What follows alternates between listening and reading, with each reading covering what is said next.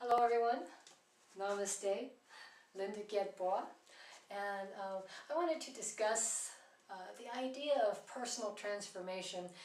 Not only is it one of my specialties at creative transformations, but I'm a doctor of spiritual sciences, and spiritual sciences is basically what we refer to as ancient wisdom. And ancient wisdom was a process that was it was the knowledge that was embodied by what we refer to as initiates. And initiates underwent a process of personal transformation referred to as alchemy. And alchemy is, it has to be intentionally undertaken, that is designed as a form of self-creation that literally transforms us at the molecular level. And what this means is at the energetic level of quality that is expressed as tendencies that develop our characteristic, that become forms of expression. It determines how we're being in the world. So, and part of the reason why I wanted to kind of elaborate on it, not only is because what I do, but we're kind of being called, at the global level right now, we are absolutely in a theme, so to speak, of global transformation. And I know many people are asking themselves, you feel helpless to bring about change, right? It's like all this stuff's going on at the global. We keep talking about, the collective consciousness, the mass consciousness, the global transformation.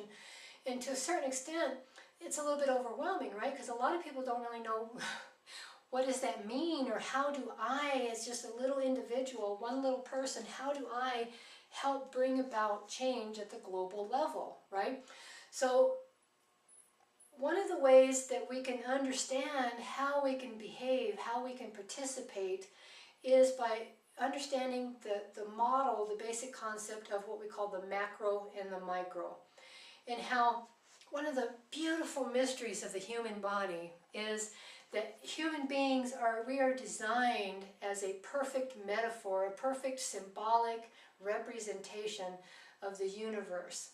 And this is why through all the spiritual scripture and stuff like that, the emphasis is always on going within and exploring. And the way to know the universe is to know yourself, right? Self-knowledge is the greatest knowledge that you can possess. And this is because self-knowledge is a direct correspondence at larger scales to knowledge of nature, to knowledge of the earth, to knowledge of the universe, okay? Because we operate by the same principles, we're designed in the same way, okay?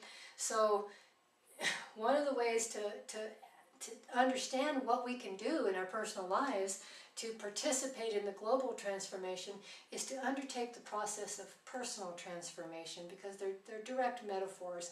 And if we can form a concept in our mind, I don't know how clear this is for some people, but of what we refer to as the mind field. Okay, the mind field is like the field of energy that is like the mediator, right? The medium in which activity takes place. And it's a field that is what we refer to as the astral plane. And this is the energetic level of life where we are all truly connected in unified synthesis that's orchestrated, and it's a grand composure. And this is typically represented throughout many cultures as the spider web, right? And this is because, of course, the spider web is this like broad web that's an interconnected, form of tapestry, so to speak. But if you touch any point on the spider web, it sends vibration along all of it, and it produces movement. It causes an effect, in other words, any point throughout the entire spider web. Okay, so it's a real good model to use for understanding how the mind field works.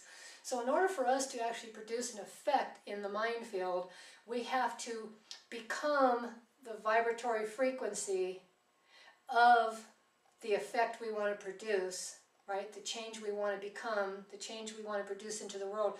We have to become the equivalent of the vibratory frequency for that serves to impose an influence on the mind field of which we are all a part of, okay? And I know that's a little bit abstract, but it does work. But the other thing that I want to point out is that basically, not only but just a basic, I'm going to give a basic generic description of personal transformation, because a lot of people don't really quite understand how to do it. But also, I want to move people away from the idea that of separating things into little compartments, little categories, and little pieces out here, and then grabbing a hold of one of the pieces and acting like it's the whole equation, and almost completely forgetting about everything else, okay? Because we have a tendency to do that. We're a left-brain society, very analytical, and while we can certainly separate stuff out as a way of studying it so we can understand how that particular part behaves and operates, we have to be able to put it back into the system that we took it out of, the ecology that it existed naturally in, as the synthesis, so to speak, in order to be able to work with it intelligently, or to use it in a way that's effective, right? Because it's really about, creativity is really about bringing the invisible, an idea as unformed, as out of thin air, so to speak, down, and then using the imagination, form it into shape, give it qualities, attributes, characteristics, and actually produce something tangible with it, in the sense of, that's a sensory experience, okay? And if we don't know how to do this, or if we're taking, like, abstract analytical ideas and we're working with them as though they're the whole equation, we're basically ineffective, and we don't really produce much. And there's even a possibility that we may not even realize it, okay? Because and we'll just keep trying to work with it and work with it and work with it, and we figure the reason it's not working is because we're not doing it right. When the fact of the matter is, it's not going to work because it's only a piece of the puzzle. It's only one piece, and you need 5, right? You need the whole process. Personal transformation, kind of as this painting right here illustrates, is a process. There's 2 ways. Everything exists in passive and active, right? Everything in life at the energetic level is based on polarity, which is duality, which exists as polar opposites of the same thing. It's referred to as yin and yang, positive, negative, passive, active, okay?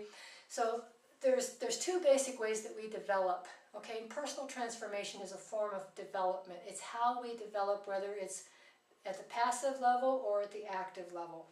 And our basic conditioning in life is how we develop at the passive level. And one of the ways to think about this it's a real rich model for understanding certainly how to work with ourself, develop ourself intentionally, is to think of the soul as a seed, right? It's like this right here is an almond seed.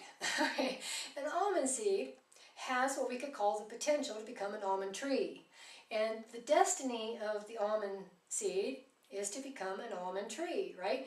And if it's put in the right environment, circumstances, taken care of properly and all that, it's going to become a beautiful almond tree, big, strong, and vital type almond tree. If it's put in a bad environment, not taken very good care of, it's going to become a smaller, considerably weaker almond tree. But no matter how you look at it, its only potential in life is to be an almond tree. It can't be a banana tree or a peach tree or an apple tree, okay? Everything that's encoded in this seed is for an almond tree. Human beings are the same way. We're born into this world as a soul, and we can think of our soul as a cluster of qualities that have tendencies naturally inherent in them. And what that means is that a quality exists in what we call, it's certainly in its energetic state, as what we call pure potentiality. And that means it has the potential for a certain type of expression, but until it's pressed on, stimulated, becomes active or excited, what we call excited, achieves an excited state, and called forth to interact with some outside force, it doesn't really develop, right? So it's unexpressed. So in our initial development, we come into this world as a soul that is a seed for a certain destiny or a certain type of potential that, if fully expressed, will achieve its destiny, okay? But our destiny requires us to fully access and express all of our potential in order to achieve it. We have to really apply ourselves. And the way we have to apply ourselves is both passive and active. Our passive development is typically what we refer to as conditioning. And this is where we're a little soul born into the world. We've got this inner potential as qualities that are potentiality, little cluster of them. So we have a little dynamic network, so to speak. And based on what happens from the outside, how we're stimulated in our environment, naturally stimulates certain aspects of ourselves, calling them forth, and we use them as a means of interacting with our, whatever's going on in our environment, or as a way of engaging in experiences based on our circumstances, conditions, that type of stuff. And this is our passive development.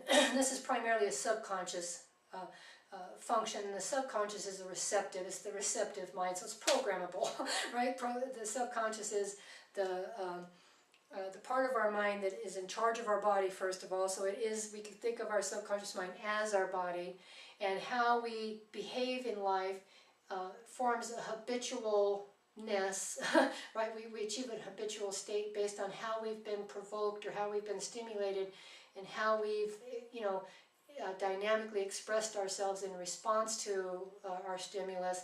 That, because we do it a lot, we do it all the time, right? It forms a habitualized state, so to speak, which becomes our normal behavior as our personality. So this is kind of like the basis that forms the personality, and the personality becomes the basis that births the identity. And the identity is what we refer to as the ego, okay? And the ego's function is to be able to go out into the world and kind of gain a sense of ourself in relationship to the world. So the identity, which if we break that word into two, we have ID, which is id, which is ego, and then the last part of the word is entity. It basically tells us that our identity it kind of takes on a life of its own, right? It's an actual, almost like an entity in and of itself that becomes the main expressive component in our life.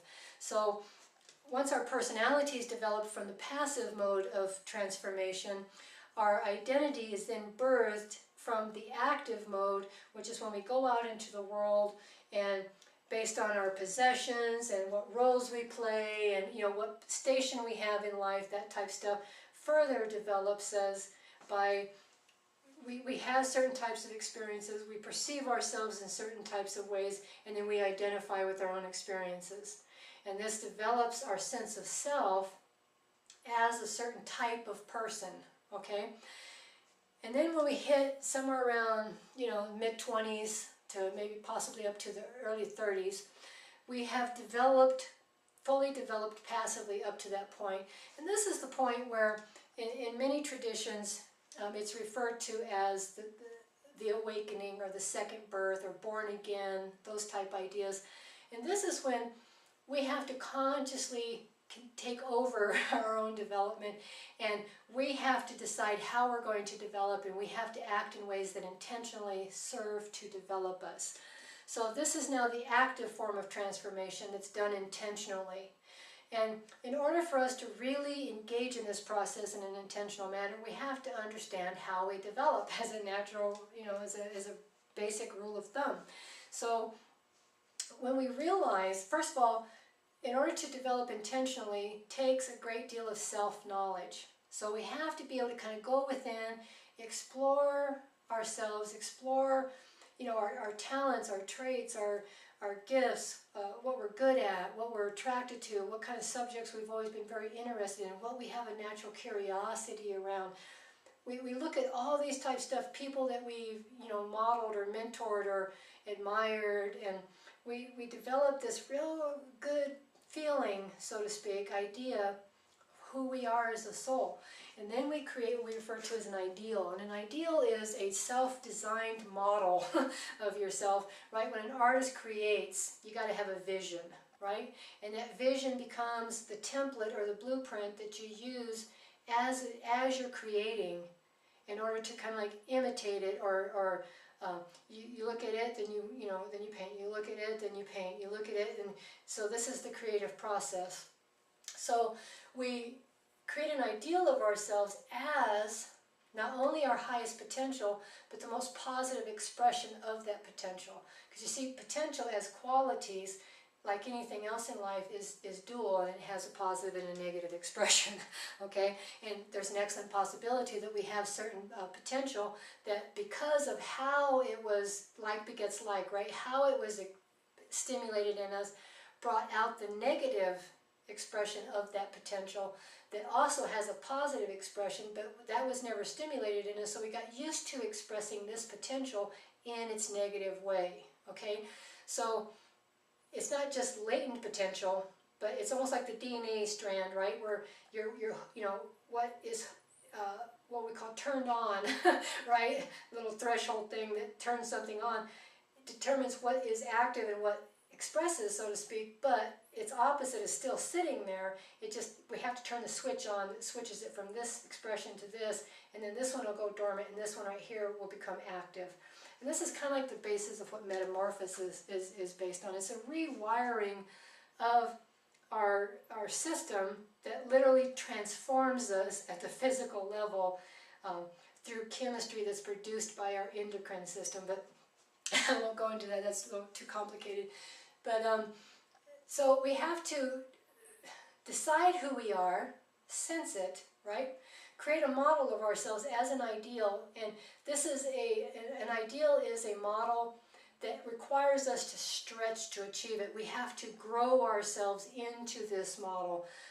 So it's our higher self. It's our most ideal expression of our potential in what we refer to as its virtuous state. And this is like the positive state where, you know, as we're expressing this way, we're feeling positive emotions, we're expanding and increasing ourselves, and we're becoming basically the best we can be, right? We're achieving our highest possibility as a soul. We're intentionally pursuing our destiny, because in order to achieve our destiny requires us to actualize our capacity, which is all of our potential. Not just part of it. Partial potential is not going to achieve our destiny. Our destiny requires that we apply ourselves and fully develop ourselves as a means of self-actualizing to achieve a higher idea, right? To become the natural expression of a pure state, what's referred to as our higher self, okay? So we have to, personal transformation isn't a phase we go through. It's a process that we engage in as a means of constant and never-ending self-development. We choose to grow ourselves, to continue being the active force in our own life and growing ourselves in very intentional and deliberate ways. So if we look at the global situation, which requires us to have a new vision. It requires us to set an ideal that says, okay, if this isn't working, what will work, right? What is the change we desire? And we create that model, and then we all work to achieve it. You see, we're now intentionally engaging in the process of transformation at the global level. So if we look at this in our personal life, and we create an ideal of ourselves that's aligned with the higher ideal of, you know, a global humanity level, and we consciously engage in behavior and being certain ways in life in order to achieve that, we take our what we could refer to as our vibratory frequency, which is not a fragmented aspect. This is a huge misperception that we can think one way and be another way, and the way we're thinking is how we're introducing an influence into the mind field. That's not the case at all.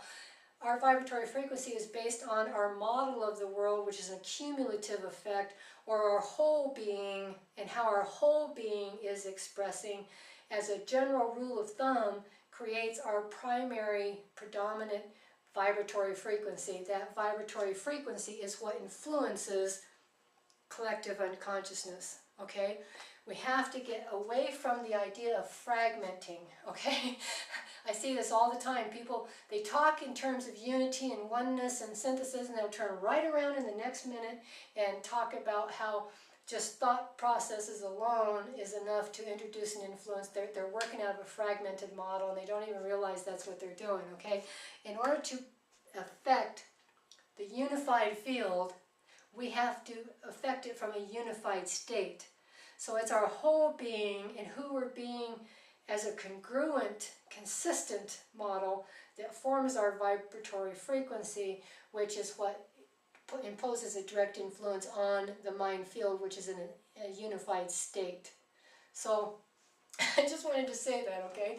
So the way to cultivate yourself to a higher expression is to intentionally develop your latent qualities so that they become habituated, they become a natural part of your character that naturally tells a certain type of story and is naturally being a certain way as just normal behavior.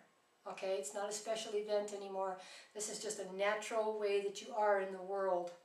So that's what personal transformation means. And transformation is always, like everything in life, is always about a creative process. So we approach personal transformation the same way we approach any form of creation. And this just happens to be one of the more elusive forms because it's self-creation. Self-creation that self-expresses and allows us to have certain types of experiences of ourselves. So that's a basic gist of personal transformation in terms of actualizing our soul's capacity for expression as our destiny by intentionally developing our potential to its highest possibility. Okay, and this is a very intentional process, and it has to be undertaken in a deliberate manner. Okay, it's not going to happen by accident. I mean, it can, right? Because your life can be devastated, and you'll be forced into new parts of yourself because you have to. But it is a process that can be intentionally undertaken, and that's the fun, that's the creativeness, that's the mastery, and the sense of personal power that comes from feeling like, or realizing, and not feeling like, that you actually have control over who you are, how you're being, and you impose a kind of sense of destiny on your life, right? You're intentionally moving in a certain direction, and you're doing it consciously. So again, align with global transformation and undertake the process of personal transformation in your own life. So, visit our website, certainly my practice. I'm sure there's lots of others. If you don't resonate with mine, that's fine.